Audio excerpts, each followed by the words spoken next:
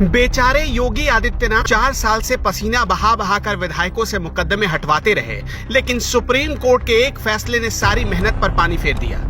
बस 3 पॉइंट पे समझिए कि बीजेपी के संगीत सोम, सुरेश राणा जैसे नेताओं की मुसीबत अब कम नहीं होने वाली है।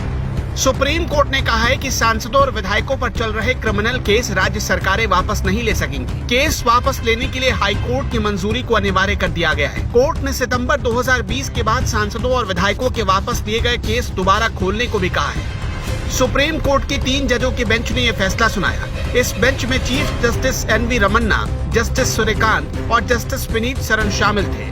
देश के अलग अलग राज्यों से सांसदों और विधायकों को पवित्र होने का सर्टिफिकेट बांटने के लिए सरकारें कितनी जल्दी में होती थी, आंकड़ा देखेंगे तो हैरान रह जाएंगे। कर्नाटक में 61 सांसद और विधायकों के खिलाफ चल रहे क्रिमिनल केस वापस हो गए। यूपी में 5000 से ज्यादा केस बीजेपी कार्यकर्ताओं, सांसदों और विधायकों के ऊपर से वापस लिए गए। इसी साल जून के महीने में बीजेपी नेता संगीत सोम, सुरेश राणा, भरतेंदु सिंह, साध्वी प्राची समेत 40 लोगों पर मुजफ्फरनगर दंगे के दौरान भड़काऊ भाषण देने और माहौल खराब करने के मुकदमे योगी सरकार ने वापस ले लिए।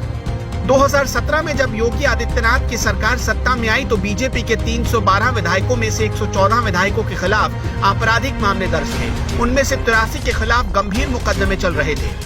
योगी सरकार ने तभी से उन्हें वापस लेने की तैयारी शुरू कर दी।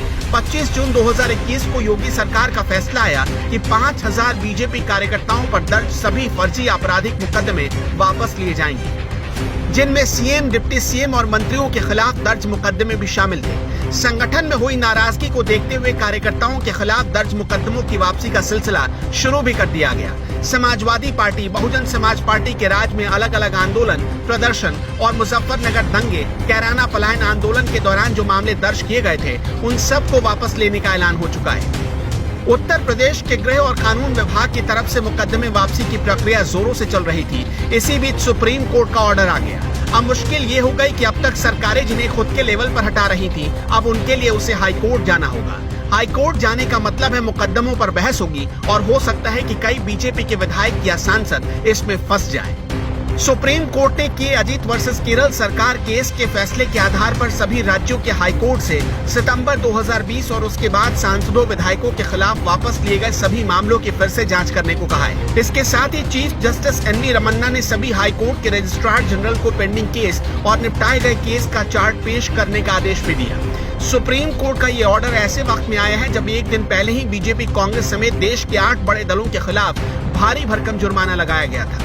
ये जुर्माना इसलिए लगाया गया था क्योंकि सुप्रीम कोर्ट ने सभी सियासी दलों को टिकट देने के 48 घंटे के भीतर अखबार और टीवी में अपने प्रत्याशियों की क्रिमिनल डिटेल देने को कहा था, लेकिन पार्टियों ने ऐसा नहीं किया।